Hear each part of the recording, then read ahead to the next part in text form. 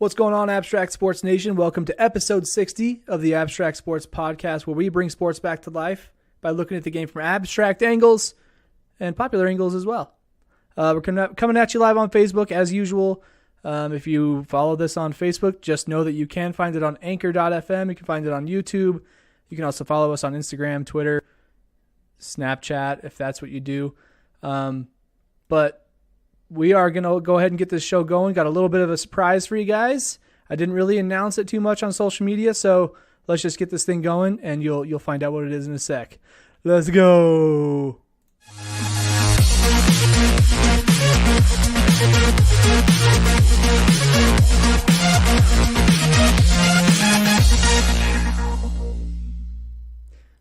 Well, hey.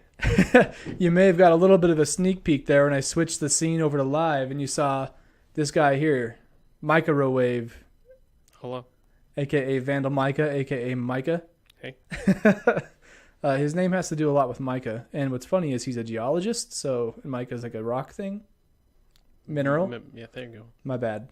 It's either a rock or a mineral. I just say both at the same time. Mineral family. I have an extra H, so... You have an extra A? Oh, it's M-I-C-A. Yeah. M-I-C-A is the mineral stuff. Yeah, see, that he would know that. I would not. That's why he does what he does, and that's why I do what I do. But anyways, how you been, man? It seems like you only show up when we do football shows. What's going on there? It's football. Because it's huck'em chuck'em football. That's why. It's football. No, I totally understand. I mean, I have been pushing the basketball content quite a bit. I have mentioned on the show several times where I'm like trying to cut ties from doing an all-inclusive sports show because I feel like I'm making up the facts a lot. And so by switching to basketball, it forces me to play to my strength, which I think is what you're supposed to do in everything that you do. So you're saying you who have utter control of the show have made it about something that you like to talk about. Weird. Funny how that played out. That is weird how that happens. Like, I have control and I chose to do that. Odd. Yeah, very suspicious. You know, Yeah. Somebody should probably keep me in check. Yeah. But Make no, sports podcast great again, and this is what you do. And so, I mean, that's why it's cool to have guys like Micah who know his football stuff, and I can bring him on the show, and I can put some little stories out there, but then he can help me fill in the gaps, and we'll make it a good all-around show. So with that being said, we do have some basketball action for you. We've got, I have to do it. There's some interesting storylines that actually don't have to do with the NBA too much this time around. I don't believe you. But then obviously college football kicked off this last week, and then NFL kicks off tomorrow. It's NFL kickoff weekend. Yeah. Battle of the Birds. 8:20 Eastern time. Be there for it. But there's other things going on in the sports world that are not completely sports related, and that's what makes sports so awesome. So let's get this thing started with a little bit of basketball. So one thing that I don't really talk about too much on this show is the WNBA. I think the reason for that is that I know more about the players and about the league and the NBA. However, I will say that I have caught myself looking at a lot more highlights this year in the Women's National Basketball Association. I don't know why that is. Maybe the NBA family's getting better at marketing their brand and their products. But I've seen a lot more of their stuff in my feeds, and I've made it a point to follow their accounts on social media so that I can passively even take in some information about it. And it's done me a lot of good. I think it's important for us to like listen to all the different things about a certain sport. If you're really passionate about basketball, you should probably know a lot of basketball stuff. I mean, you should probably try to force yourself to be involved in different circles within basketball. Kind of like, you know, one example I'll say is like Micah is a Titans fan, but he knows a lot about football in general. He's also a big college football guy. I think that just helps expand your knowledge a little bit. And so that's been my deliberate news feed addition in the last few months or so. The biggest news that has come out in the WNBA is that last night there were two winner-take-all games. It was a Game 5, which is equivalent to a Game 7 in the NBA, and it was between these four teams. Two teams have like these girls who are considered to be on the road to being GOATs. Like Tom Brady's or Lady Goats. MJ's Lady Goats, yes. It is kind of interesting how a lot of teams, though, like Lady Vandals is a thing. Mm-hmm. They just put lady in front of it, like the Lady Vols, the Lady Badgers. I find that interesting. They have to put lady in front of it. Vandalettes. As if like going to it. Yeah, like if you Badgerinas. That'd be a good take on it. They should try something like that. But it's like if you went to a game, you wouldn't need to have the prefix of lady. You're like, oh, these are girls playing. Okay. Well, like Georgia, it's got to be Lady Bulldogs because it can't be Bulldogs. Oh, I see what you're doing there. The silent censorship. Took me a second. I'm like, I was like, he doesn't get it. He doesn't get it. I just don't think that way, Micah. Just kidding. But we have the Seattle Storm who defeated the Phoenix Mercury. The Phoenix Mercury, that's a hard word to say, in my opinion. Mercury poisoned. Mercury. That's how you die. Brain poison. Crazy. There's a girl on their team named Diana Taurasi, and this lady, she's supposed to be one of the GOATs. Coming into this game last night, she had won. She was 13-0 in winner takes all games. Like if they win, they go on to the championship or the next round in the playoffs. Just goes LeBron mode. Yeah, LeBron mode, whatever you want to call it. But she was undefeated in those situations. But that came to an end last night. Snap. The Mercury got defeated 94-84. I took a look at the stats. It really just looked like she didn't show up like she normally does. She had like 17 points, shot like 45, 50%. And there was another girl on the other side who kind of did what she usually does, where she scores a whole bunch of points and it hits clutch shots. Like if you look at the highlights from this WNBA playoffs, Diana Taurasi has hit so many clutch shots in the last quarter that help them go ahead or tie the game or something. And they're not always wide open shots either. They're like contested threes and stuff like that. Is she like a Lady Curry? She is kind of like a Curry. She's really fast and she's got a really quick release. She'll like come around a screen and just chuck it up and it goes in. And the thing about like the WNBA and women's basketball is that it's very heavy on the fundamentals. So like their footwork is like impeccable. There's not a lot of freestyling. Like you see Russell Westbrook just dribbling around all over the place. These girls, they keep it really tight and they keep it like they're not trying to show off or anything. They're just trying to get to their spots and make the proper pass the right way rather than showing off and doing silly things. Are you becoming a basketball purist? I'm not. You get in the WNBA there? No, I appreciate the athleticism and the entertainment that the NBA brings. And I'm not saying that the WNBA doesn't have that, but because of there is not as much athleticism, I'll say, just because of nature and things. Bold. That it's also, you can also appreciate the game in a different light if you watch women's basketball from a more fundamental perspective. Like I feel like people could learn more from watching the WNBA than the NBA sometimes, because the NBA is a lot of showboating. Like you see Kobe pulling up in it with every shot, like Carmelo jacking up like 40 shots a game. Not anymore. Things like that. But anyway, so Diana Taurasi got eliminated. She's gone. Bye, Felicia. Bye, Felicia. And then the Washington Mystics defeated the Atlanta Dream. Wow. Mystics? The Washington Mystics. Mystics? Mystics. Is that a word? Are you worried that's not a word? Yeah, I mean, I believe you. Mystics. Who's in charge of that marketing campaign? Washington Mystics. And their logo has like all these smoke, like vape flames coming off of this basketball. It's like the ball went through the net and it's just like Vape Nation.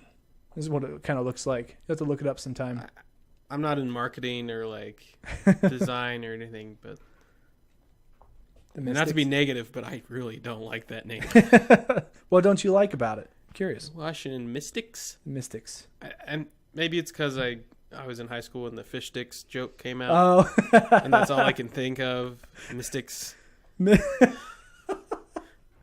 fish sticks thing. I don't know. It just sounds so similar. Like, I see. Why not the Washington like mystery or shadow or a word that I'm more familiar with? See, I don't like change. But, I don't know when the team was created, but I'm sure it was after the fish sticks joke came out. Yeah. But they probably didn't know that would be a problem. Yeah, and I'm probably alone in that. Maybe not anymore. Maybe not. Start a trend, a bad trend. Way to go. Hashtag Mystics, fish sticks. So, or maybe just the Mystic. Mystic? The Washington Mystic. Yeah, Mystique. Mystique. There you go. Ooh. Something. But Mystics? It doesn't exactly roll off the tongue. You see, I didn't even think of that either, but now that you say it, I'm never going to hear it the same. Yeah. So thanks for that. No, that's a good observation. Like the Seattle Supersonics. That just ooh.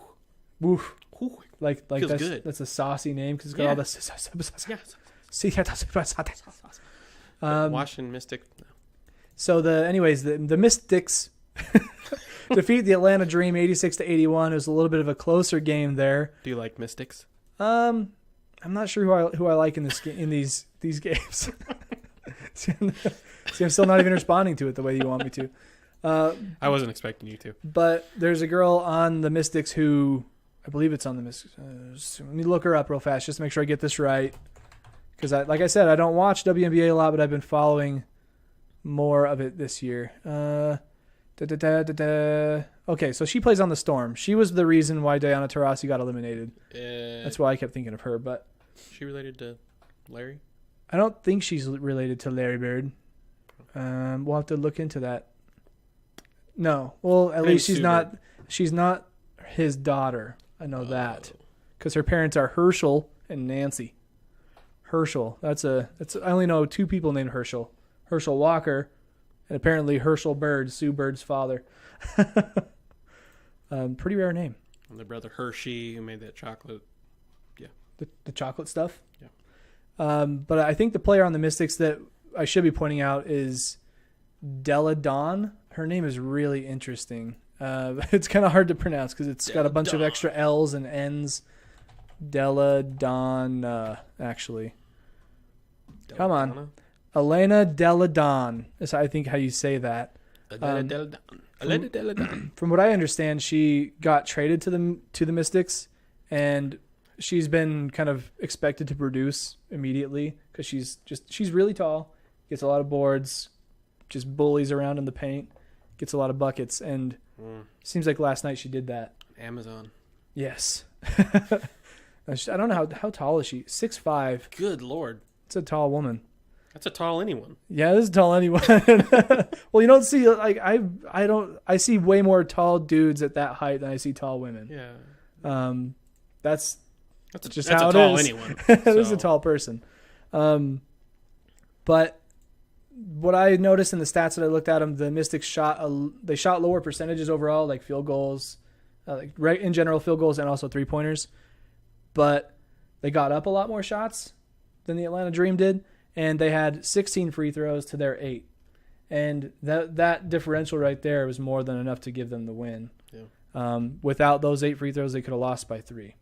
So, on a side note, Atlanta Dream is a good name. That's a good name. I like just Dream. It's good. I find myself stumbling over every single one of these WNBA team names because Seattle Storm, that's easy. Pow, just like Supersonics, Seattle Supersonics. Phoenix Mercury, Washington Mystics, and then you've got the Atlanta Dream. But like I was saying, I do feel like the WNBA is sort of on the rise. It's made leaps and bounds from what I've noticed, at least since I've made the point to go and find it on social media. I've been paying attention to it more, and I think I'm better for it because I at least know some of these names, and I didn't probably 6 months ago. You are plugged in. Plugged in, bruh. That's all we got for the WNBA stuff. I know that they have some games coming up. Let me go find them for you so you can know when they're happening. WNBA. W. There it is. Okay. Schedule. So both of those teams, they won to go on to the WNBA finals. And so why is it they don't have the schedule up yet for that? Oh, that's standings. Holy cow. So the first game will be Friday, September 7th at 7 p.m. Mountain Time, so 9 o'clock Eastern. That's this Friday. And this will be on ESPN News or watch ESPN. So if you want to find some high-intensity women basketball, you want to tune into ESPN News or watch ESPN this Friday at 9 p.m. Eastern Time. Get on it. Chamona. It's in 2 days.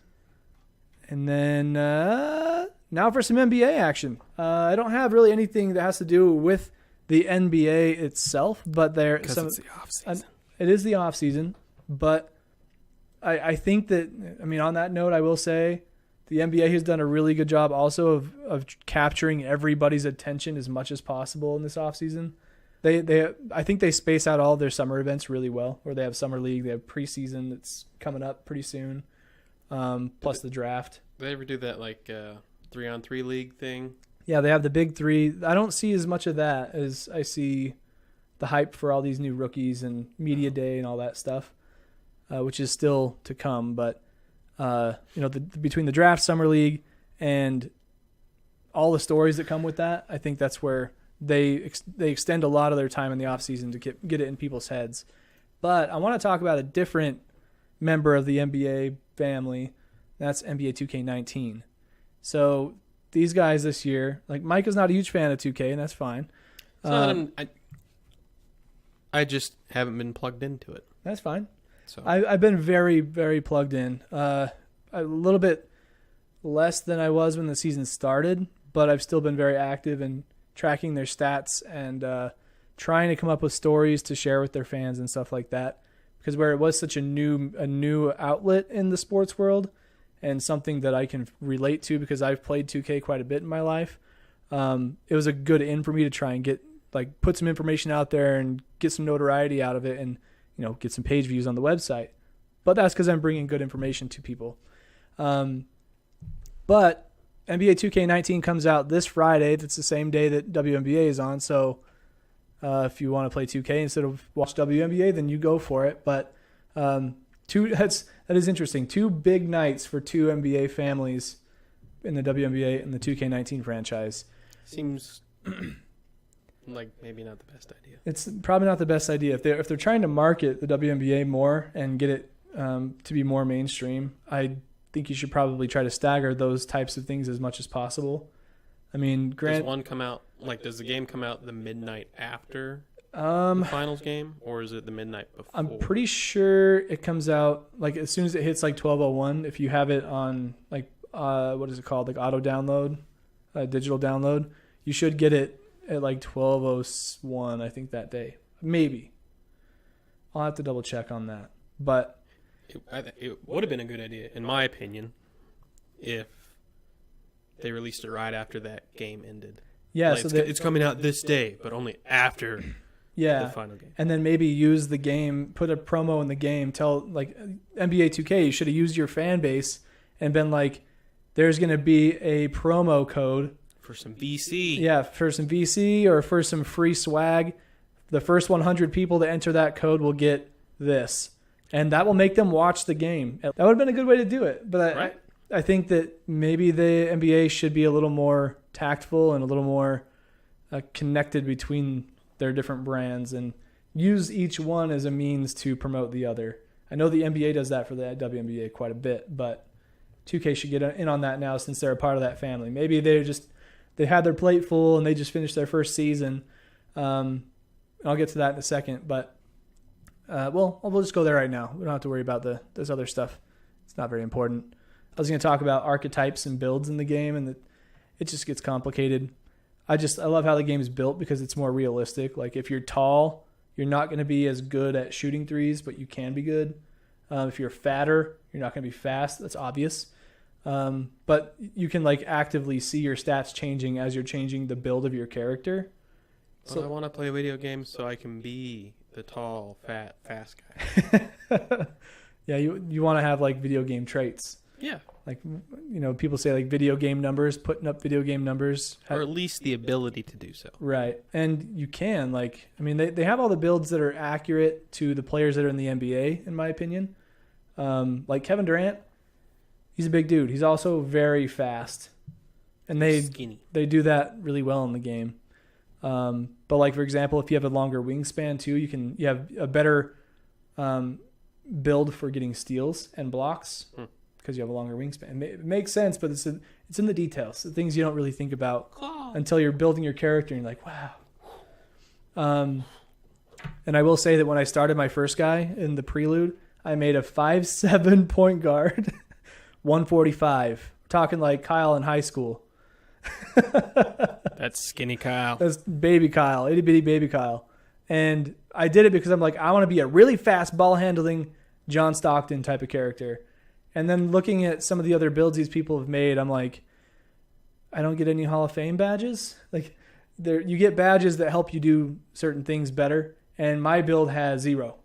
So like, I'm gonna go change my guy. I'm gonna replay the prelude so I can have the opportunity to get some. Dear NBA, stop it with your blatant criticism of short people. Yeah, you jerks. Gosh, I mean, short people matter too. I mean, being a really fast point guard can be fun, but I don't know. I feel like I have more fun passing the ball than being fast from the way I play the game. Anyways, on that note, NBA 2K League, they just finished up their first season. Knicks Gaming beat Heat Check Gaming for the inaugural season title. All this season, I've been basically, I'm not going to lie, I've been stealing the stats from NBA 2K League and showing them in a different format than they show them, because I felt it would be really important for people to focus on players. And so I made game-by-game stats where you can go to a player page and see every game they played, what their stats were. And just today I started calculating out all their averages using Excel sheets. Bam! And it's super fast. And so I've been posting some tweets out about that to give more value to the 2K community. But I want to keep doing that, but I also want to try to highlight some of the top players who are going to be in the expansion draft, because there are 4 teams coming in. I don't remember all of them off the top of my head, but I know that the Lakers are in there. I think the Bulls, maybe. But the way it works is every team that's in the league right now, they get 2 picks that they get to reserve, or 2 players on their team they can reserve, and the rest are open to be picked in the expansion draft. And in that draft, all the new teams pick 2 players. They get to pick 2 players from that pool, and then draft the rest, I guess, is how that's going to go down. Get your game on then, Kyle. I know. I mean, because they're growing, like people in the 2K community on Twitter and stuff are like, they're all over it. Like the game comes out soon, and so they're like, I'm going to be grinding 14 hours a day. And there's like professional 2K players now who are like, if you are thinking about sacrificing your personal health for this, you should probably change your focus a little bit. Like, you don't need to go that hard. Just be efficient when you do play. Don't kill yourself playing a video game. Like, if you want to do it professionally, practice it like a professional, but don't let it get in the way of important things like school. How much PTO time do you have? Well, about 10 hours, maybe like 14 now. Can't do that. I need that time for that Jazz game we're going to in January. Yes. I mean, I'll have more built up by then, but I'm definitely saving it for trips like that.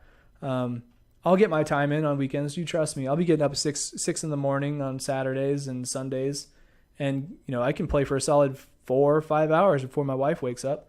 So, so I can have coffee and everything. I'll be right in the zone. Nobody will be online, so I can just grind hard and get those W's. But yeah, so that's pretty much all I've got for the NBA and basketball segment. I want you guys to know that if you want to support the Abstract Sports Podcast, other than just being a reader, listener, viewer, follower, whatever it is that you do with our brand and our likeness, I want to let you know that you can also help with a generous donation. If you go to anchor.fm/abstractsports, there's a button there that says support this podcast. If you click that, it gives you the option to donate $1, $5, or $10 a month. And I don't ask for much. Whatever you can give is awesome. It just kind of helps me continue doing this and putting a lot of sweat, blood, and tears into my work so you guys can enjoy it and have something entertaining to listen to. Just remember that $5 a month, that's like 1 beer/1 coffee a month. 1 beer coffee. 1 beer coffee. It could be, whatever $5 value, whatever you... Yeah, coffee stout. Like 1 coffee at a Starbucks is about $5. Like if you can do that once a month for me, man, I will shout you out like you won't believe. He will drink that coffee for you. And I'll drink it. Oh, man, would I. So feel free to do that. Head over to anchor.fm/abstractsports. Or if you don't want to do it that way and you want to make a one-time gift, you can go to abstractsports.com/support. I have a little donate button there. I said that funny. Donate button. Donate. And you can give like $1 if you feel that's what you want to do. Either way, it pushes me to keep providing good content. So there you have it. Moving on to a little bit of football action. Moving on. First thing we're going to talk about is the Vandals. The Vandals, they only lost 79-13. To be fair, Fresno's pretty good. Yeah, Fresno is a very good team. No one expected the Vandals to hang. And they were at Fresno for what that's worth. Yeah. I don't think anyone expected 79 bleeping points, but yeah. That and some of the crazy stats that happened in that game, like...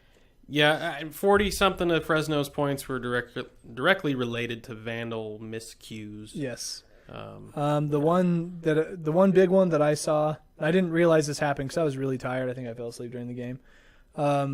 The Vandals had 2 field goals blocked and returned for touchdowns by the same dude. In the same half. Same half.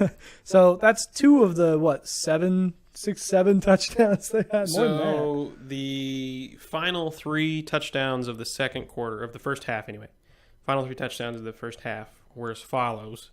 Blocked field goal, return for touchdown. Pick 6, blocked field goal for touchdown. 3 consecutive drives, 3 consecutive touchdowns by special teams and defense. That's a lot of quick points. That's a lot of no-effort points. No effort and demoralizing. I mean, as if the first block, kick, and return, and then the pick 6 wasn't enough. How about another block, kick, and return? Yeah. When you watched it live, you're like, oh, wow, that ball took a crazy good bounce for them. Yeah. Crap happens. We'll recover, whatever, no big deal. And then it happens again, you're like, something's clearly wrong. Yeah, there's something else at work here. There's a fundamental flaw. Yes. It's something going on here. Yeah, and I mean those block, kick, and returns were not like the shortest thing either. The dude had to run like 50+ yards to score both of those. He was probably gassed going in half. So like they couldn't chase him down. So like when you say no effort, I don't mean no effort, but right. But like the ball had a good bounce. The dude was fast. He got on the outside really really quickly because the ball bounced that way. But still, man, you got to see the thing that sucks about this is that we're known for our kickers and punters. Those are like our MVPs every year. I mean, we had the kicker did his job. Did he? Like, how well did he get it? Like, was it too shallow of a kick? Or well, when you watch it, whoever blocked the kick was either going to be him who blocked it or his buddy was going to block it because there was more than one red jersey in the backfield. So you're saying that it was the line? Yeah. Okay. It was the blocking scheme, the line, someone's getting exploited. Mm-hmm. But they got the kickoff every time. But there was 2 guys both times in the backfield, like not diving, like just like. Mm-hmm. Hey, I'm going to stand here and block this kick because I got back here so quick. Yeah. And, I mean, on the same side of the coin, I think our kickers are also so good usually because our line has been pretty good, especially on offense. No? I mean, I know that we recruit linemen, like, more than any other player, I feel like. Well, everyone's going to recruit linemen. Part of the reason the Vandals didn't go back-to-back bowl games is because the line was so terrible. They couldn't keep Linehan up. They gave up the most sacks in Division I. That's a good point. Last year. I guess I just keep thinking of like Big Mike, the years of Big Mike where he just those are long gone. Pushed everybody around and gave Nate Enderle all the time he needed. No, a good line is what makes Alabama. Is a good line. Okay. The Vandals are just a small school. Yeah, that's good. That's one way you can say it. So the kickers, I think we lucked out with Rico. We recruited a Spokane kid, and he turned out to be great. We do kick indoors. That probably helps. That does help. So punters like to get usage, maybe. I don't know. And we use a lot of punters. There were several seasons there where we out-punted our offense, which is not a good thing. No. But it looks good for punters. Yes. So they're like, oh, I got to kick the ball. Sweet. Let's blast this thing. And maybe another part of it is, the kicker is a specialized player who's decent at his position when the rest of the Vandals are just kind of okay at their position because they're Vandals. Mm-hmm. Not hating on the school, but the kicker's like been trained as a kicker pretty much the entire time. Yeah. Other guys maybe play different positions or played a different position before in college or something else. Or they're just so maybe their shortcomings are exploited because they're playing someone at the position that is that much better than they are, whereas a kicker's pretty much showcased like it's the kicker's game. Yeah. When you punt, you get to watch the punter punt. Right. When it's field goal, you get to watch him kick. But when you're watching a Vandal quarterback play, he's oftentimes playing against a defense that is full of better athletes. Right. Talking about special teams, Corbin on the Facebook live stream, he comments in quotes, special teams. It's a little bit yeah. We know what you mean. Yes. Yeah, it's something was wrong. Yeah, I mean, like, specialty, I mean, you mentioned, like, kickers are a specialty position. They are trained to do that. Yeah. And ours usually is, like, legit special. This year, they're not so special, is the way we should put that. But, yeah, solid point, Corbin. Solid point. We also have a silly quarterback situation going on where the kid who started was the coach's son, right? He ended up starting. So that's one thing. But from what Micah has told me, he's an undersized kid. He could be fast. He's no bigger than you or I, Kyle. And we're not big dudes. I'm sure he's a better athlete than both of us. Well, sure. I know he's a better athlete I'll give him that. than me. Yeah, I mean he's probably in his prime. And he was quarterback in high school, and led the Pullman Greyhounds to a decent season, but it's clearly nepotism. Yeah. Like, you're like, oh, maybe he's a good player. Coach's kid knows the game really well. And he might know the game really well. But when you see this kid, no. Yeah. And, I think there's a sense of chemistry that comes with that. Like, his dad can probably communicate with him better than anybody else on the team because he knows his son. But at the same time, like, everybody else on the team looks at that and says, you're not doing this because he's the better option. You're doing this because he's your son. Yeah. And I saw Tubbs at the Club on Twitter. They're a sports blog that covers Vandal sports. They tweeted out saying that this is just simply about a better player. It's not about anything else. Yeah. Like nothing against Mason. Right, that's what he was saying. Nothing against him. Yeah. He's just not the best option. And I can't imagine trying to keep a team together and not turn on you when you're losing games 79-13. Not that they were going to win it with Colton Richardson anyway. Right. But to have control of your team when you're losing that bad and you're not trying to make improvements because you refuse to believe your son is less than a starter. Right. Yeah, it's very interesting. I mean, I think in the college realm, it's unless you're a bigger name school like maybe Alabama, like you have somebody like Jalen Hurts who's a backup, and like a school like Idaho doing a quarterback by committee approach just doesn't seem like a very viable option because you're. It's not, and that's not where I feel like we've never really been all that deep in the quarterback position, but especially this year we're not. We're not, and part of it that's frustrating is we've seen what Petrino can do with a capable quarterback. And a decent line. We had that bowl win with Linehan and a good offensive line. And I think Colton Richardson is going to be capable. Not this year, but he needs to get experience.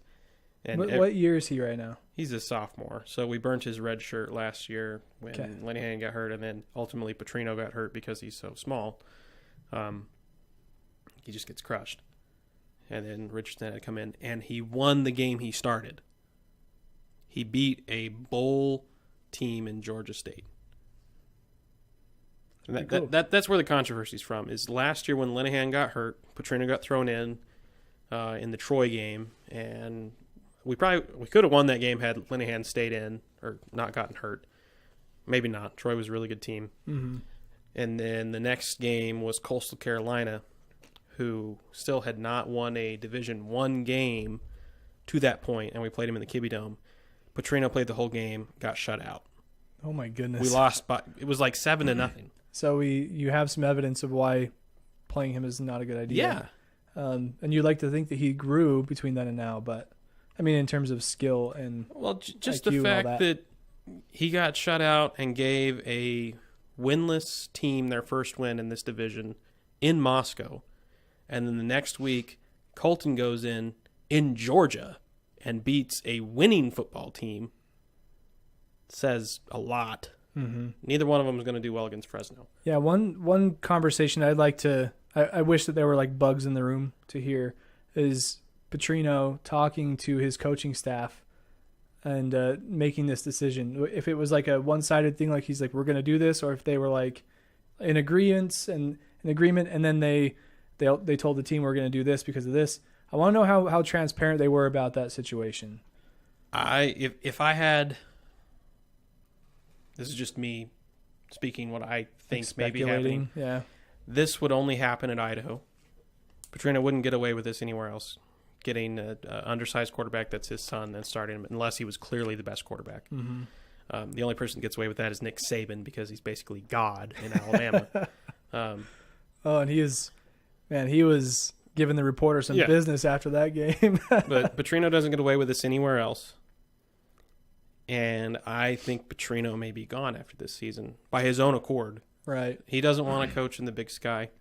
He wants to be on the bigger stage, not the lower stage. Yeah, that he's we're in got now. an out. He's got his brother. He may not be a head coach somewhere, but he could be a coordinator.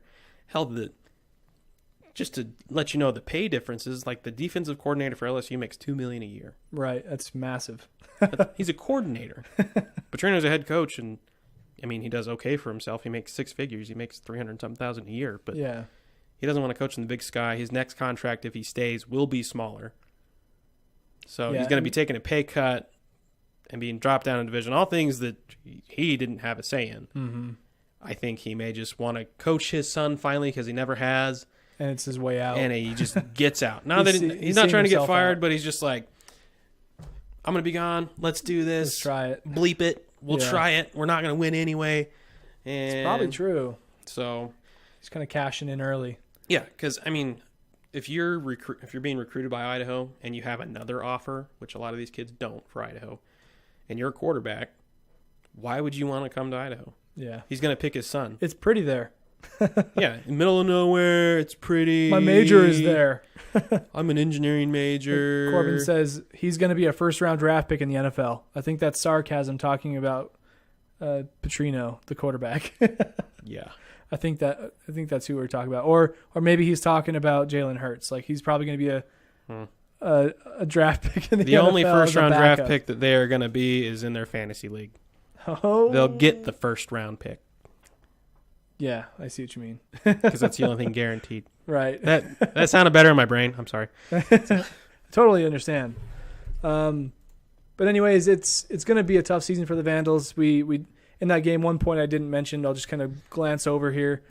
Fresno State had 7 rushing touchdowns in that game, 3 by one guy, and I think the other 2 touchdowns were defensive. Did they have any pass? They must not have had any passing touchdowns. I think their backup quarterback had one. I guess they had to have one because there were 7 rushing touchdowns, 2 field goals returned for touchdowns. Interception. So that's like 10 touchdowns right there. That's 70 points. So they had to have one more touchdown. I think their backup quarterback threw one. And then they missed an extra point early, I think, and then field goal. So next week will be interesting for the Vandals. It'll show if they can brush it off because they're playing a small directional school out of New Mexico. Who is it? Do you know? It's like Western New Mexico Tech or something. I doubt they have a logo. One of those schools. Wait, they don't. Yeah. I think I saw it in the schedule. I'm like, wait, next week we're playing somebody who doesn't have a logo? Yeah, or like on so ESPN. Small that ESPN doesn't pick it up. Not that it's saying much. Right. They probably have one, but ESPN hasn't received it. But if I know the Vandals, they sure know how to play down to someone's level. Yeah, they're like, sweet, well, we can get by on this one. Oh, we got beat. Oh, no. So the Vandals should be able to win it just on talent. I hate saying that. Talent alone, because it's something we're never known for. But they should be able to. Just by the scale of their recruiting in the school, But on the same note, if it was a close game, would I be surprised?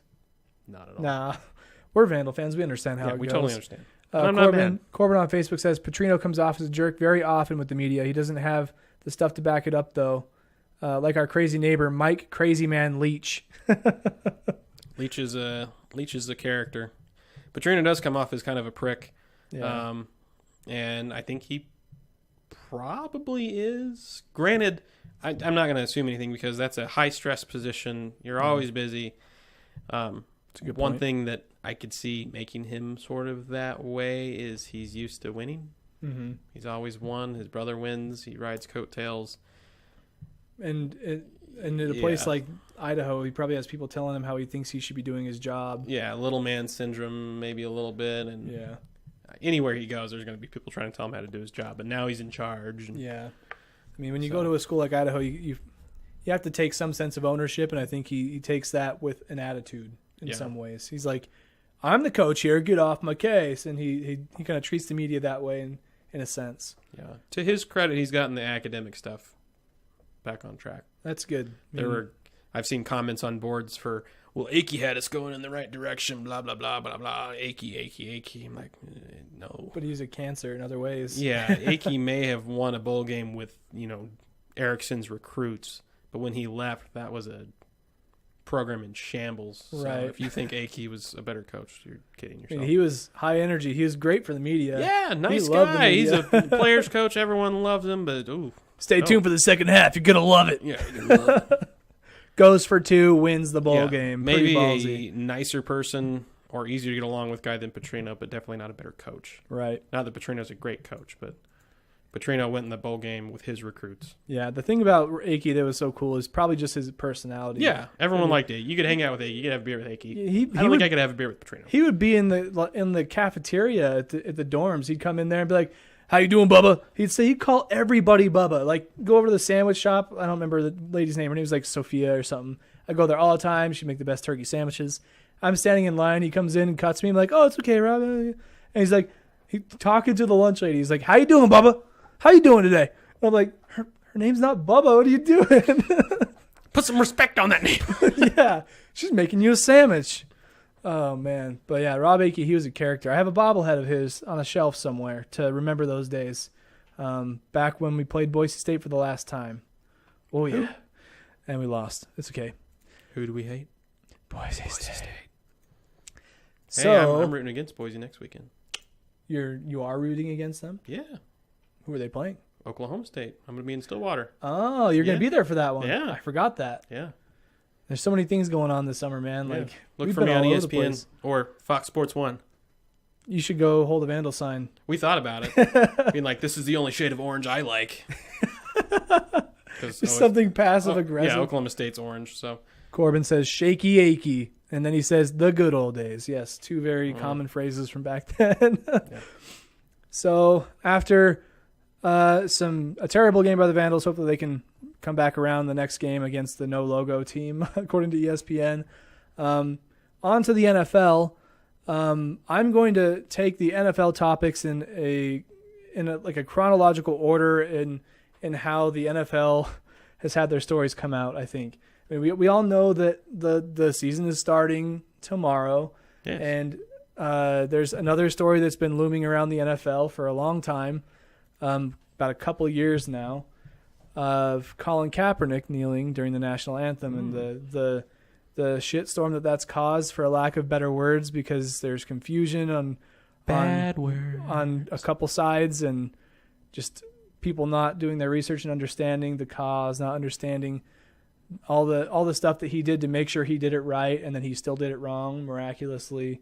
But Colin Kaepernick is now the face of Nike's 30th anniversary of the Just Do It campaign. They he posted the 2-minute ad that Nike put out about this campaign.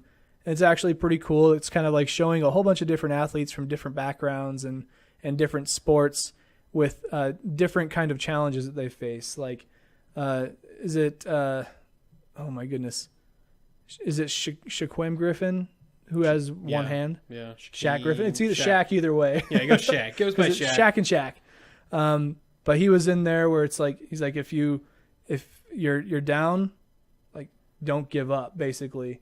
And they show a clip of him just like flexing, and it just makes you like, you're forced to forget about. He's starting this week. And he's starting. And like, that's got to be a huge moment for him and his family. I mean, like, that's a whole different story on its own. But those are the types of stories that they were sharing in this campaign ad, the first of probably many more to come. And Nike, they made this deal with him to be the face of the campaign after the NFL failed to dismiss the trial of him claiming that they are NFL owners are colluding against him, trying to keep him off the team, blackballing him, as they say. And so it's kind of interesting how that all played out. Like, the trial did not get dismissed. The NFL shocked, like, what the heck's going on? Colin Kaepernick moves forward with the allegations, and then he gets this deal with Nike. And so the people who don't agree with the way that he's done his silent protesting are setting their Nike gear ablaze. I've seen people ripping the tops off of their socks because, like, the logo is up at the top on the sides. They rip the tops off their socks. I'm just like, you already bought it. What are you doing? Yeah. Donate it to somebody who needs it. I bet some of those people are veterans, the people that you think that he's disrespecting by kneeling during the national anthem. When he talked to a veteran who was a former 49er at the time, yeah, about what would be the most respectful way to do it. And you're it's like everything you're doing doesn't line up, I guess, on the one side. It's very much he's disrespecting the flag. No. I don't want to listen to any reasons. I don't care. I don't care about your rights and your way of protesting. La, la, la, la, la, la, la, la, la, la, la. You're affecting my NFL Sunday viewing. Yeah, get that some off the field. Yeah. La, la, la, la, la, la. Not. And then you have why is that guy kneeling during the anthem? Maybe there's a damn good reason. Yeah. Because it would take a damn good reason to kneel during the anthem. Right. Like, pay attention. Yeah. Pay attention a little bit more. So people are burning their Nike gear instead of donating it or giving it to somebody who can use it, even if they don't want to support that brand. Maybe somebody else can use the shoes or the socks or the shirt or the hat or the whatever it is. Yeah. But also, you have to pay attention to what other brands Nike owns. Like, look in your closet. Go look at Nike and all the companies that they're like part of, and then go look in your closet and tell me how many clothes you have left when you pull all of those out of there. It's the same people that, we're going to protest Nike because they sponsored this guy. And then, like, blind supporting, kind of. Yeah. And then they will go and, you try to point out the human rights violations of these other brands that they use and knowingly purchase and support, and they don't want to hear it. Right. And pick and choose your protest. Exactly. It's kind of like whack-a-mole in a way. But, I mean, I was discussing this with my wife earlier with Keltron. Oh boy. And we were just kind of, we have these discussions. They're actually really fun because it helps me learn more about her and I learn more about me because we're discussing these things. We don't talk about them ever. So whenever they come up, it's kind of refreshing to have an intelligible conversation about rare topics, I guess. But she mentioned, like, I could see how, like, people might be upset that he's kneeling during the national anthem. Like, people are going to misconstrue that. Yeah, no, I totally get that. Yeah, and like, I want people to know, who are our viewers who are on that side, that I can see how there would be frustration and why people wouldn't like that. But you're missing the fact that he went through all the hoops to be as respectful as he could while still using his platform. And he wasn't just doing it because he was on the bench and he wasn't doing well. That was at the pinnacle of when all this stuff was going on, police brutality and against minorities in America. And so the timing wasn't about him being bad at football. No. It was about what was happening in the country at that time. And I don't have a problem with people not liking what he's doing. Right. I have a problem with them not liking it and then not wanting to hear the reason why. Yeah. That are just like, nope. Yeah, you disrespect my military, you shouldn't be on the field. Yeah, and you ask them, what's an alternate solution? And they can't give you one, or they give you something generic and just like, no. They just say, don't kneel. Don't kneel. Use your stage, use your platform otherwise. Yeah. No, that is his platform. Yeah. So it's just it's a big mess, and I think that it's not going away. Yeah, there's a lack of communication from one side. I think everybody's willing to listen to each other to some extent, But when you get responses like just stop kneeling, that's not the solution to that problem. Be more constructive with your feedback. Yeah, come on, man. But there are people out there who do think that Nike is doing this campaign with Colin Kaepernick for the money. And sure, they are a corporation, a global corporation that is one of the biggest. Nike don't need your money. They don't need the money. Sure, they might be doing it and making money off of it in the long run, but they're also attaching themselves to a very important social issue in the U.S. that, I mean, extends kind of beyond the U.S. Like, you know, your basic human rights and I guess it is the American Constitution. It's not like every other country, but the values that America has can also, like, they should be transferable to other countries. Like, these are values that other countries should have, but they don't. Yeah. And so it's an international topic. Everybody's talking about it, right? But people say they're doing it for the money, and sure, they're going to make money. They might lose some in the short term, then they're going to make more.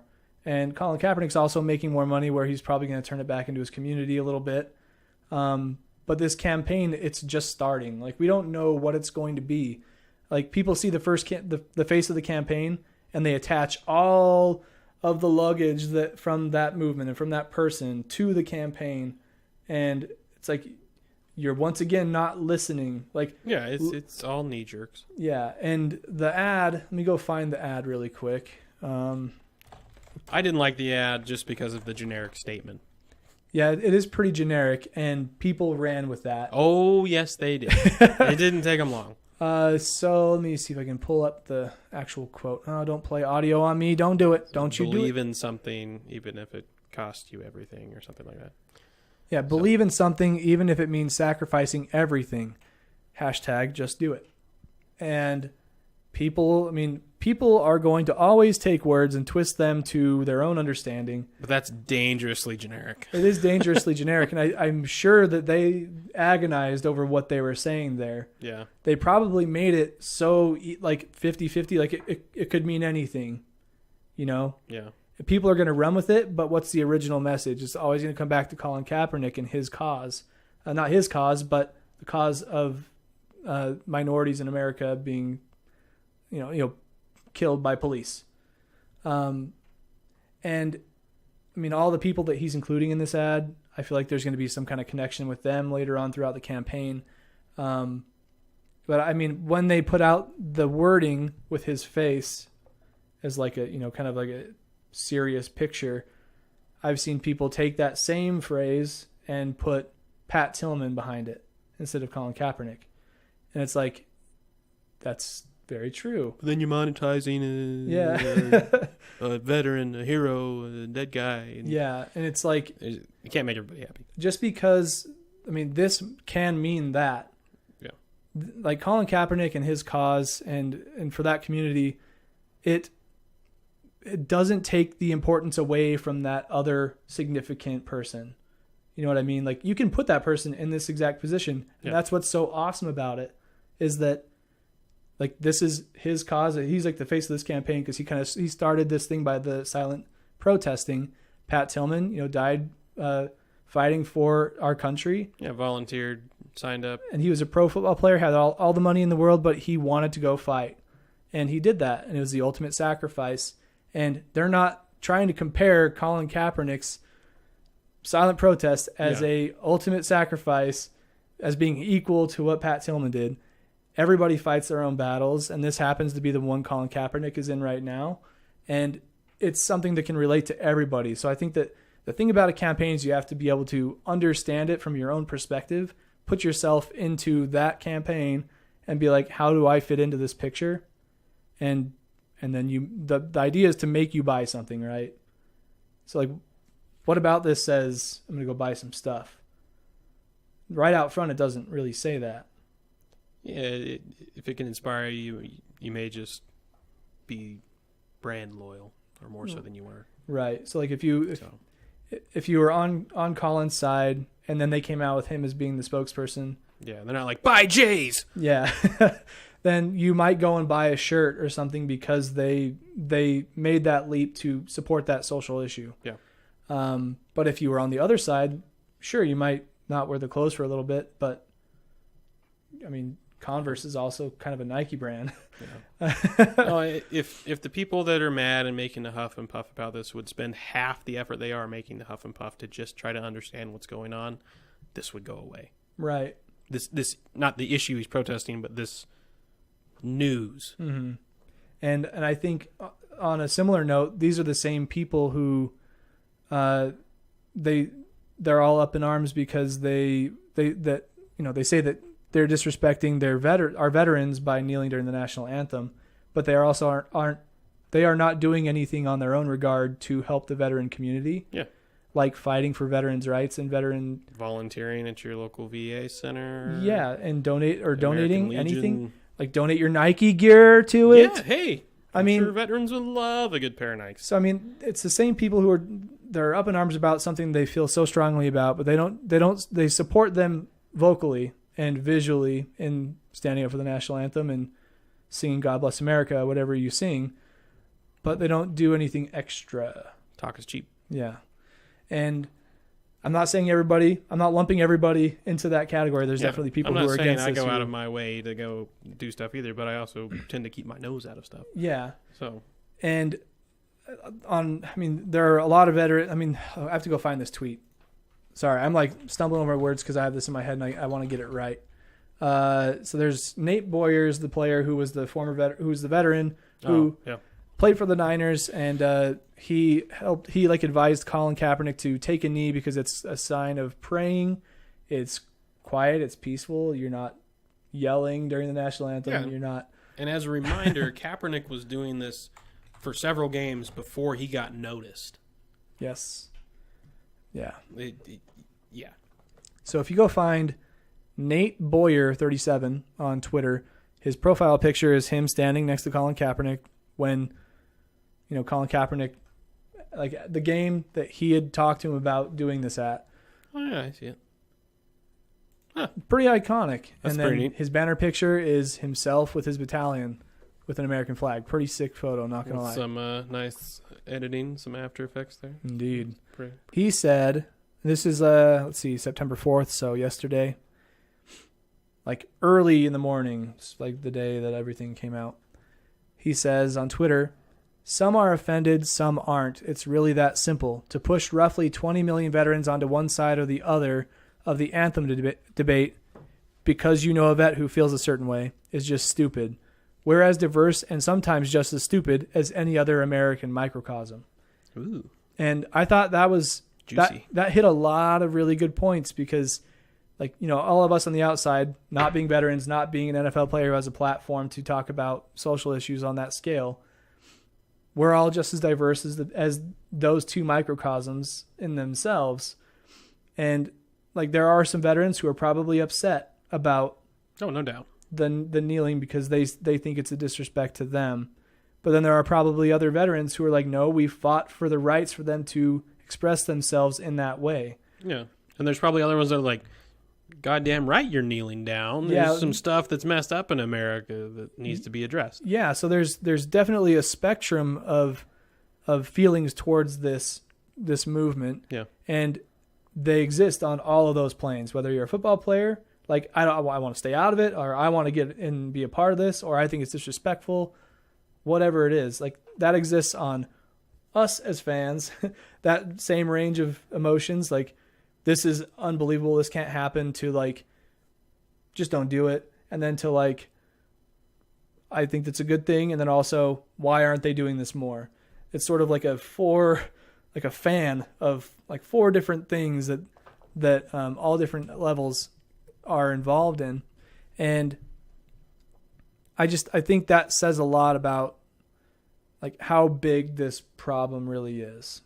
I mean, it hits a lot of different people, different backgrounds, but it also hits a lot of people who have different feelings and different political affiliations and I think that's also part of the reason why it has gotten so muddy. Yeah.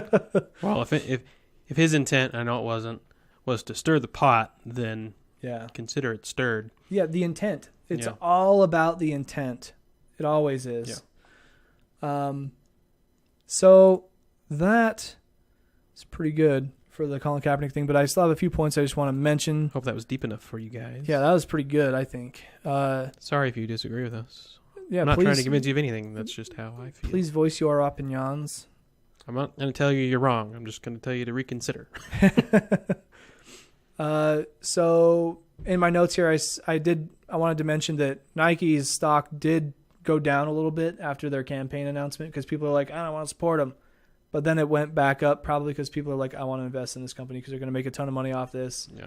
People being logical. I tried to burn my Nike golf clubs. Tell you what, they didn't burn. I didn't try to do that. Good quality product. Yeah, solid. I have heard some side stories, like people talking about this issue in Nike, the kneeling thing. And one of my friends was like, they still have sweatshops though. Don't forget. And I was like, ooh. Yeah, I'm not promoting Nike. That's part of the issue, though, is people are willing to burn their Nike shoes because they supported Colin Kaepernick. They bought them in the first place and ignored the human rights violation. Right. The sweatshops. Like, I'm okay with kids working for pennies on the dollar, but don't support this guy who did something during a football game. Yeah, some people, I guess one thing I should have brought up earlier is that them putting Colin Kaepernick as the face is what some people would call like parachuting into a good cause. Like, oh, here's something we can steal up and use for our betterment. Yeah. I ignored everything up to here. Yeah. Now's my opportunity. So this is easy. So I can see that too. I mean, they have the sweatshop background or that what's like baggage. Yeah. Attached to their name. So like this could be a way of them washing that clean at least a little bit. Yeah. Could have bought some Toms. But instead, you overpaid for some Nikes, contributed to, capitalism and a giant corporation that makes way too much money off their products that were built for cheap. Yeah. We could have bought Toms, but you didn't. Yeah. See, when I buy Nikes nowadays, it's usually like I'm buying a certain player's shoe. It's not about Nike. There's nothing wrong with that. It's about the player because I'm inspired more by them than Nike, honestly. I've got Nike shirts. Yeah. I don't have any Nike shoes because they don't fit my feet right. Something about them. I don't know. I'm wearing a pair of LA Gear shoes. I've got on some DCs. So these shoes, I got them for $20. My thought was, if they will last 1 year, I'm making money on that deal. Fresh. This is not a paid advertisement. Nike shoes don't fit my feet very well for some reason. I do have a pair of Nike like basketball shoes, sort of, but I use them to play racquetball because they grip well. They're not the most comfortable for me. Yeah, they're like Air Maxes or something like that. Something like that, yeah. Something. I mean, they're on the cheaper end of the spectrum, but still comfortable, and they have multiple uses. I do it for the grip. They're more comfortable shoes, but they were less grippy for the application I needed them for. So I think with the whole money thing, maybe Nike could be more transparent about what's happening with all of that money. Like, are they going to be donating some of that to the cause? Are they going to be doing bigger campaigns that kind of spread across different sports? And they will, obviously. That's how they do things. But it's going to go right in the Oregon Ducks uniforms. Just all of it. Those aren't cheap.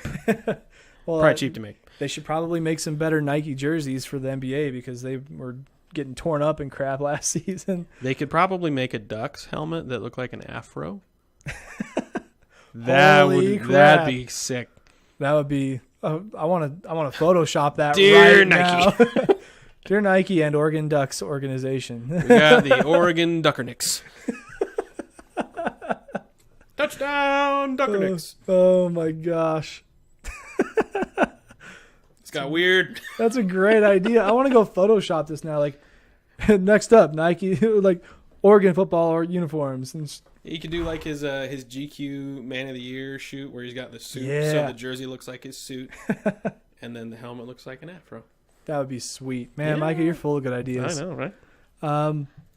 So, anyways, very big topic. We've covered that one several times in the past, but it's been ever present in the NFL news and media. Omnipresence. And I do think it is kind of funny that all this news comes out right before Kickoff Weekend where everybody's super excited. Oh, it was deliberate as bleep, man. Super deliberate. Super deliberate. Just like the words in that advertisement and them choosing it to be so open-ended. Dangerously vague. Yeah, they definitely took a risk there. Dangerously generic. They're being very deliberate in their date and choice of publishing this campaign. Oh, yeah. It's calculated. It's Nike. They know what they're doing, man. It's that Rocket League quick text. Calculated. Calculated. So, NFL season kicks off tomorrow. Yeah. Yeah, I don't know if you're ready. 24 hours. Actually, the first game is at 8:20 p.m. Eastern Time. You got the Battle of the Birds, Falcons at Eagles. So you get to see the defending champs play in the first game of the season at home. Foles is starting. So if you drafted Wentz, put in your backup. He's probably be there like week 3. That's my guess. It's a solid assumption. And I'm really looking forward to it. That's one game. I mean, you got a whole bunch of other ones going on Sunday, obviously starting at 11 o'clock our time. You know, it'd be so weird to be on the East Coast where it's like starts at 1 and you end up watching football till midnight, 1 in the morning. Yeah, it's just got to be a different style over there. Yeah, we're kind of lucky. But some other games Clean air and early football. It's great. Yay! So are there any games that you know of right off the top of your head? I can go through here and we can maybe talk about one in particular. But I know about most of them, but if you have a particular question. I mean, the Texans, Patriots, that's kind of a sort of a rivalry, no? I mean, Texans are in the Titans. Are the Patriots in the Titans division? No. They're not. No, Patriots are in the same division as Miami, New York, and Buffalo. Got it. You nailed it. New York Jets. Boom. Yeah, not the Giants. So, I mean, just going through here. They're in the same division. They couldn't play each other in the Super Bowl 2 times. Yeah. 2 times. I'll trust you on that. 2 times. But Titans play Dolphins. I know that's one I'll be watching because my dad's a Dolphins fan. My brother and Micah are Titans fans. But having that grudge in the household is always fun on Sundays. One you can look forward to if you're a Browns fan. They're playing the Steelers. Probably going to get beat. But you never know. It's a new year. No Le'Veon Bell. They're still undefeated. But they're also not defeated. They're the Cleveland Browns. They're still the Browns. Mayfield's not starting, but, you know, this could be the year that they come out of the ditch. You got Chiefs, Chargers, Cowboys, Panthers, Redskins, Cardinals, Seahawks, Broncos. That's kind of a big matchup for this region that we're in, like sort of Pacific Northwest and two closest Northwest teams. Yeah, like Broncos, there's a ton of Broncos fans and a ton of Seahawks fans around here. Seahawks fans, I've noticed a steep decline since in the Seahawk fandom after they were not so dominant. Yeah, and now getting rid of Shermanator. People, the bandwagoners that knew a little bit have realized that it's going to be a bad year. They don't have Marshawn to hope that he puts the team on his back, though. Yeah, it's going to be a rough year. Bears Packers, I know that's a pretty big rivalry. That's the Sunday night game. It's a biggie. 8:20 p.m. Sunday night. And then we've got Jets, Lions, Rams, Raiders, Monday night football games. First one would be at 7:10. Second would be at 10:20. Dos huevos. Our time or Eastern? This says 8:20 our time. That means 10:20 Eastern. God damn. That's a late game. We're going to be watching football at 1 in the morning. Who's the home team? Raiders. Oh, okay. Oh yeah, I was like, it's got to be a West Coast team. That's super late. But yeah, if you're on the East Coast for that one, you're watching the game at midnight. Well, the East Coast, there's not going to be that many Raiders fans. Probably not. They won't stay up for that one. Yeah. So those are just that is a late game. Those are the quick look at this coming week.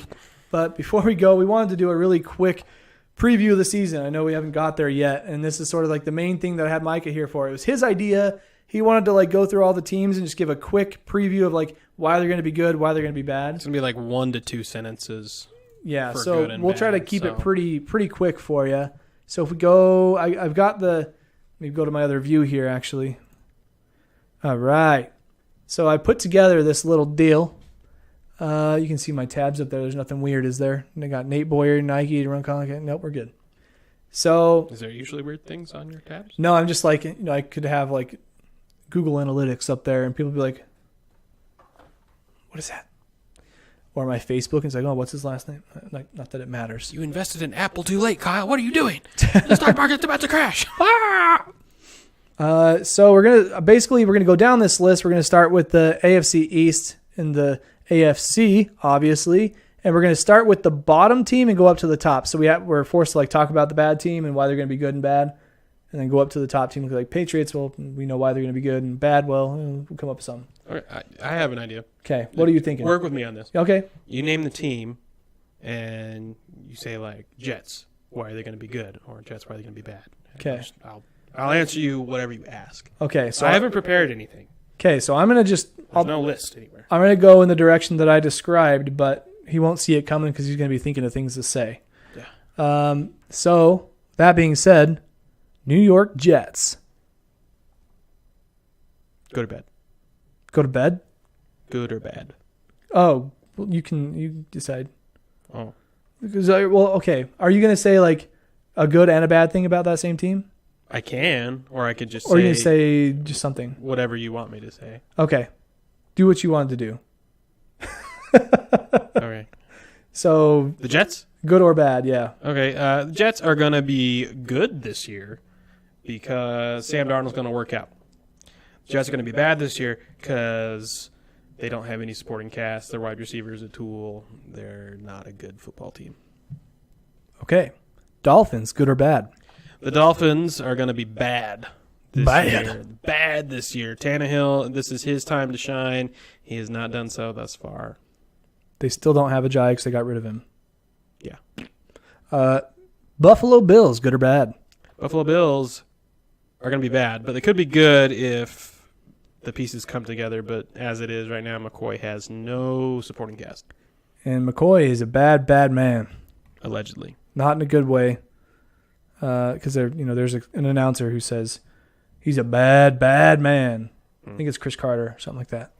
Anyway, New England Patriots. New England Patriots are going to be good. As usual, the AFC goes through New England. The Patriots will be bad if this rumored locker room feud between Belichick, Gronk, and Brady actually comes to fruition. Very true. I just picked up Tom Brady in my league, my fantasy draft tonight, hoping he puts things together still. Yeah, just for that league, though. Yeah, they'll be good, though. They should be all right. They were 13-3 last season. They'll be good. So we're moving on to the AFC West. Denver Broncos, good or bad? Denver Broncos will be good this year. Their defense will carry them, and they will be bad this year because Case Keenum's magic ran out last year. Fair enough. They do have a beefy rookie running back ready to go, Royce Freeman. They had that with Monte Ball too, and then everything. I know David said that he was looking promising, so I have him in one league. We'll see how that goes. Oakland Raiders, good or bad? The Oakland Raiders will be bad this year because they got rid of Mack. The Raiders will be good this year because Derek Carr does his best Aaron Rodgers impression. I like his fiery attitude, too. He's one of my favorite guys in the league, actually, Derek Carr. I think he wears eyeliner. He does look like a rocker. Yes. Also, the last season in Oakland, right? This is the last year. They go to Vegas. Yeah. So make it count, Oakland. Then you have Los Angeles Chargers. The Los Angeles Chargers will be good this year because their defense is underrated, surprisingly good, and Phillip Rivers is consistent. The Chargers will be bad this year because they have no fan base in LA, no one gets hype, and the team has a hard time being motivated. There's a lot of teams in the Bay Area. It just gets spread so thin. Yeah. Kudos to San Diego for not building them a stadium on your tax dollar. Yeah. Kudos to the people of San Diego. And I have to say, Keltron, my wife, she absolutely... No, I'm thinking, what? Yeah, she's annoyed by Phil Rivers and how, like, he always looks mad and he's moody. A competitor. But I'm like, that's just him, like, being in the zone. And Felipe Rios.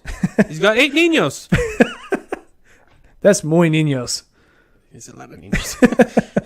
He's got a lot of kids. All right, so on to Kansas City Chiefs. Good or bad? Kansas City Chiefs will be good this year because of Mahomes having a stellar sophomore season and his speedy supporting cast. The Kansas City Chiefs will be bad this year because, well, that's what they do. They fall apart. Kareem Hunt. Maybe he can follow up with a good season like he did last year. They post Malona and fall apart. And we fall apart. Yeah. Yep. On to the AFC North. Cleveland Browns, good or bad? The Cleveland Browns will be good this year because some higher power deemed it their season. And the Cleveland Browns will be bad this year because they're going to be bad this year. The ghost of LeBron's past is going to be in Cleveland? No, LeBron has nothing to do with this. Cleveland's just bad. They might win. If they won 4 games, kudos. They're not winning any more than 4 games. I'm going to say they're going to be good because anything better than last year is good. Yeah, it's really only good things from here. Yeah. I mean, unless they go undefeated again or defeated again, then whoa boy. The city's going to burn. Yeah. I think they will win at least 1. I think they're going to win 3 or 4. They're not doing any better than that. Right. No, not a huge improvement, but an improvement. The Cincinnati Bengals, good or bad? Cincinnati Bengals will be good this year because I don't know why. They're going to be bad this year because Marvin Lewis has worn out his welcome, and they keep bringing him back. Though John Ross is a sleeper pick. John Ross, he's a fast dude. In his 40-yard dash, he ran himself, got the record. Yeah. And then hurt himself, basically ran himself into a cramp because he's just too dang fast. He's too fast. And Marvin Lewis doesn't like using rookies, so you didn't see him last year. But he had a serious top 10 highlight in the preseason. Put several dudes on skates. That's always fun to watch. Yeah, they're going to be bad. Always fun to watch. Yeah, they're going to be bad. They're going to be bad. It's fun to watch them play Pittsburgh. I'll give them that. They always ball out for Pittsburgh. Yeah, I mean, they're probably going to be middle of the pack again. I mean, Ravens, it's kind of like a crapshoot between these two. But Baltimore Ravens, good or bad? The Baltimore Ravens will be good because they have a good coach. Their quarterback, if he can pull his head out of his butt, can be good.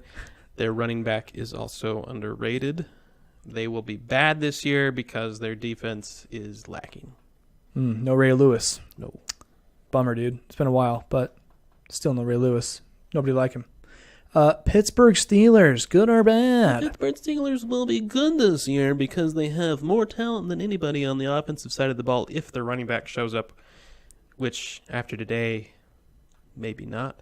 The Steelers will be bad because their defense lacks leadership and the drama. Yeah, this is a lot of drama.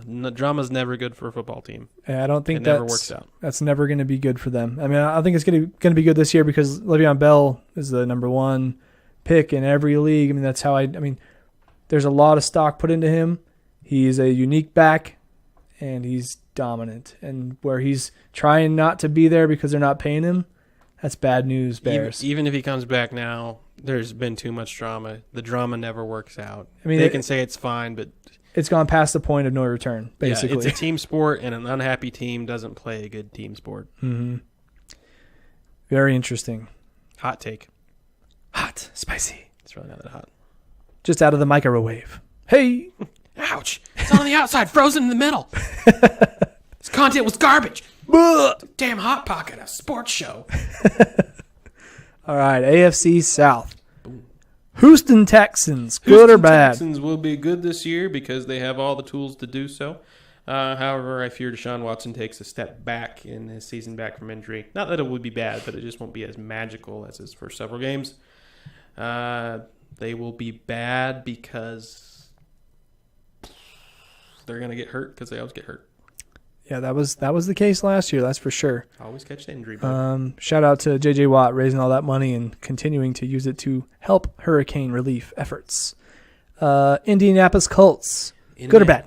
They'll be good because Andrew Luck is some voodoo witchcraft guy and comes back all healthy. He has a voice like this. Talks weird. They're going to be bad because they're really bad. They're possibly just as bad as the Browns. They're actually probably worse than the Browns. Ooh, Andrew Luck is he's the difference maker. Yeah, they're worse than the Browns, though. Tennessee Titans, good or bad? Tennessee Titans will be good because of a new coaching staff, a new philosophy, LaFleur and Mariota and Vrabel, new attitude. I'm super excited. The Titans will be bad this year for all the same reasons. New coaches don't always work out, no matter how promising. Very solid point. I think they're going to be good because they don't have 2 backs who are fighting for carries. They have Derrick Henry, who's going to be a workhorse, and then Lewis, the tinier guy, the only tiny in comparison to he's a big dude, Derrick Henry. But Derrick Henry's going to do some work for them, I think. Yeah. So I'm saying more than just 1 or 2 lines about the Titans, just because I'm excited. Yeah. I'm cautiously optimistic, but it should be good. There's some good chance there. Should be good. All right. On to the Jacksonville Jaguars. They're going to be good because their defense is amazing. Amazing. Amazing. And they're going to be bad because their quarterback is the definition of inconsistent. That is Bortles. Yes. Blake If you Bortles. look up inconsistent in the dictionary, it's a picture of a guy that looks like Blake Bortles. A guy that just looks like him, or is it actually him? Nobody knows. Yeah, nobody knows. Do you know what Blake Bortles It's kind of like 'Cause Prince. I don't. It's like Prince Harry and Carson Wentz. They're the same person. Just saying. Never seen him in the room at the same time. Now we're on to the National Football Conference, a.k.a. the NFC. Starting with the NFC East. New York Giants. The New Good or York- bad? They're going to be good because the Giants somehow always seem to find the right pieces of the puzzle. Saquon Barkley is crazy talented. Crazy. They're going to be bad because big coaching change. It's not good. They're a mixed bag of old and new. And the coaching change comes after benching Eli Manning. Yeah. The one game, after, like ruining his streak, like right before he could have broken a record. They need to blow the team up and rebuild it around OBJ and, more importantly, Saquon. Yes. They could get rid of OBJ, honestly. How many years do you think Eli has left? 2. 2. So, yeah, those would be the rebuilding blocks then. On to the Washington Redskins. Good or bad? They're going to be good because I don't know. Alex Smith is an upgrade, I would say, in my opinion, even though the contract doesn't say otherwise. They're going to be bad because Washington just can't ever seem to get it together. I think they have the talent to do it, but they're just not going to. They're also in the wrong division. Ooh, yes. They have the defending champs up in there. Yeah. Also, I'll mention that in my draft tonight, there were a lot of Redskins players around the same. I mean, I'm just going off of what the experts have ranked them at for, predicting this year. They were all like running backs were kind of in the same spots. So I think because just based on those rankings, I'm going to, what's the word I'm looking for? I'm going to infer that they are going to be kind of a wash. There's going to be a little bit of confusion, not a lot of. It's going to be a committee running back by committee. It's going to be a committee sure. approach, and that doesn't always work, but we'll see how it goes. Peterson's going to break a nail and sit out for 4 weeks while his fingernails heal because he's oddly fragile. Okay, Dallas Cowboys, good or bad? They're going to be good because they need to put up or shut up, and they have the tools to do it. They have lots of They're going tools. to be bad because they have yet to put up or shut up. I'm not sure they're coached to the capability or to the capacity that they have. I think Dallas's problem is the coach. And Garrett is a 8-8 coach. Yep, last year 9-7. Yeah, But he's done what he could with them, and he's peaked. He Yeah. peaked in their the rookie phenom season. Yeah, I think they'll be good because their drama is in the past a little bit. Minus they don't have Des Bryant anymore, but they have all the other parts they need. A good junior year for Dak Prescott and Zeke. Yeah. I think those guys are going to start clicking again and just get to work. Nothing else. Philadelphia Eagles, good or bad? They're going to be good because good. they're crazy talented. They're loaded all over the field. Good defense, good offense. They're going to be bad because of Super Bowl hangovers and Foles being Foles that we thought he would be, like he was in the preseason, which was awful.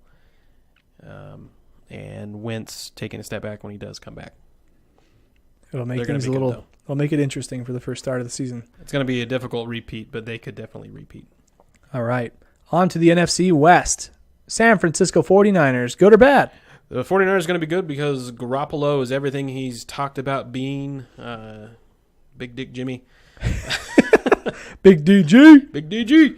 They're going to be bad because some drama they had left them in kind of a shambly state, and they have yet to recover. I think they're on their way up, but this isn't their year. They got an older Richard Sherman on their defense. We'll see how that pans out. Yeah, I think give them a couple years, but it's not their year. Look forward to a Niners-Seahawks matchup this year, a division rival. It'll be interesting. That'll be very interesting. 2 bad teams going at it. See Richard Sherman pick off Russell Wilson instead. He's practiced with him enough. I don't think that's going to happen. Arizona Cardinals, good or bad? They're going to be good because they have the right talent as far as running back and a couple of star defenders. They're going to be bad because Bradford will break his collarbone before he even enters the building. He's like Tony Romo 2.0. He's Mr. Glass, man. They've got Larry Fitz back. He came back out of retirement for this year. I like Larry. He's also one of my favorite dudes. Larry's a good guy. Another good dude out there. Seattle Seahawks, good or bad? They're going to be good because Russell Wilson, for his small stature, can carry a bunch of dudes on his back. He had like 500 rushing yards last year. Yeah, that offensive line is it's terrible. They're going to be bad because they're not the Seahawks you know and love. Yep. They're done. The defense is decimated. Offensive line is terrible. The Legion of Boom is over. Yeah. Legion of done. Los Angeles Rams. Los Angeles Rams are going to be good because Goff, Gurley, they now have Cooks, or they had Cooks. They now have what's his name? Who's in the Patriots last year? Yeah, Cooks. Yeah, Cooks. Who was there? Cooks. I was thinking Woods. Woods was already there. Woods is good. Cooks. Their defense is fine. They're going to be bad. They're not going to be bad. Okay. They're going to be good. They're going to be good. They're going to be good. No bad, all good. On to the NFC North. We got 2 more divisions to go. Chicago Bears, good or bad? Chicago Bears are going to be good because Reasons? they're not going to be good. They're going to be bad. Coming off a 5-11 season. I got my friend Charlie. Okay, I'll give him this. They'll be good because Trubisky is better than everyone thinks he is, and everyone thinks he's okay. Yeah. He balls out. Okay. But they're going to be bad because that's all they have. Fair enough. Then you got the Green Bay Packers. Green Bay Packers are going to be good because Aaron Rodgers is, in my opinion, the GOAT as far as quarterback skill is concerned. He just does it like no one else. They're going to be bad because Rodgers may get hurt. He could. Again.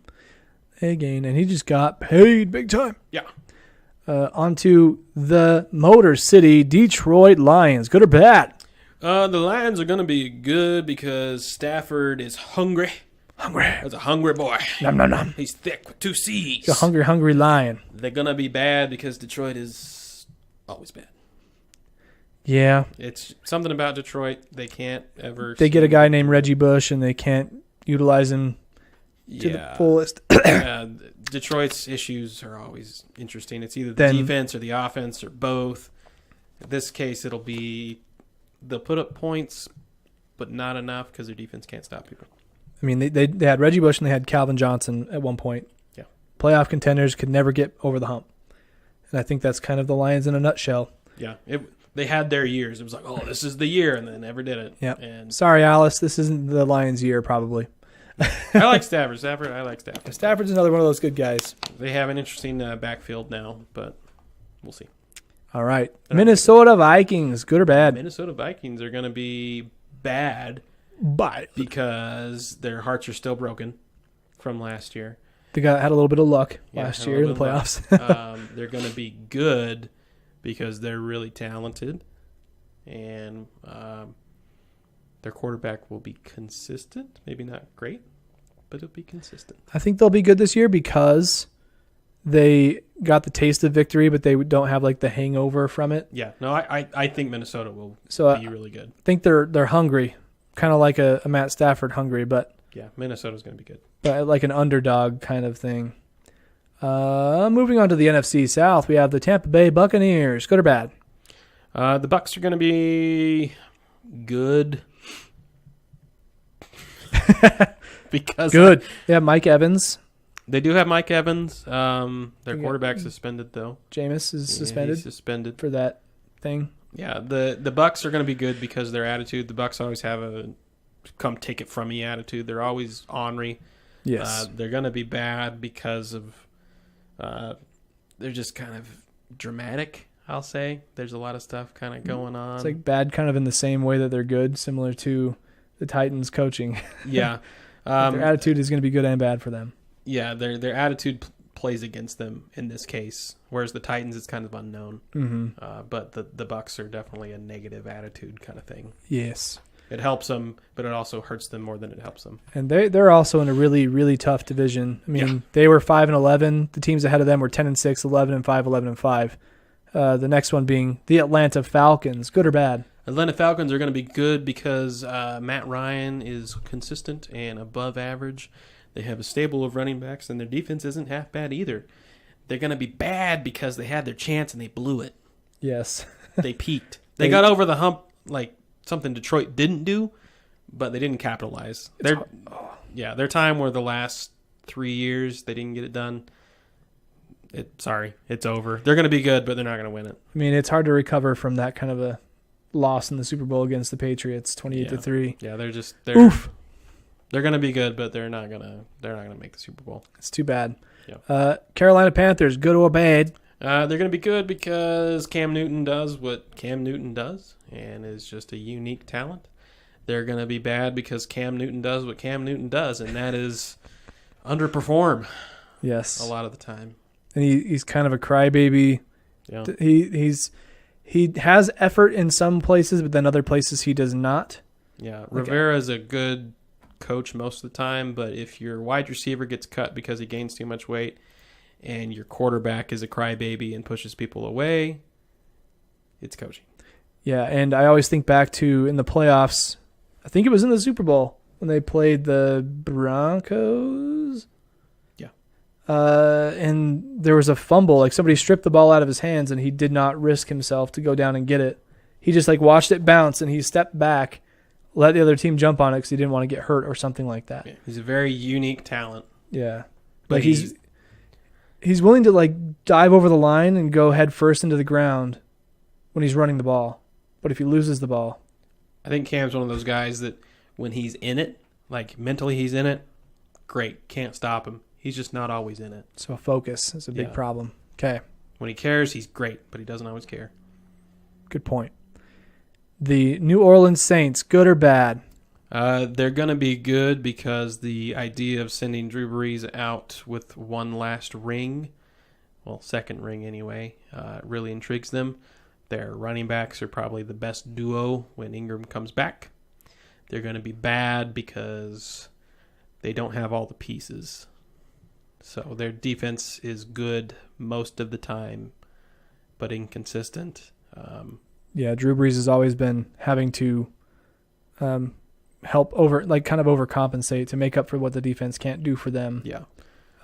They throw for 500 yards, 4 or 5 touchdowns. Yeah, the defense can be really nasty and beat you up, but they break more than they bend. They've got a good home field advantage, 7-1 last year. Vikings were also 7-1. Oh, the Saints are a playoff team for sure. Yeah, but just like Atlanta, they're going to be a playoff team, but they're not going to quite do it. Only 3 teams who had a 7-win, at least 7 wins at home. It was Eagles, Vikings, and Saints.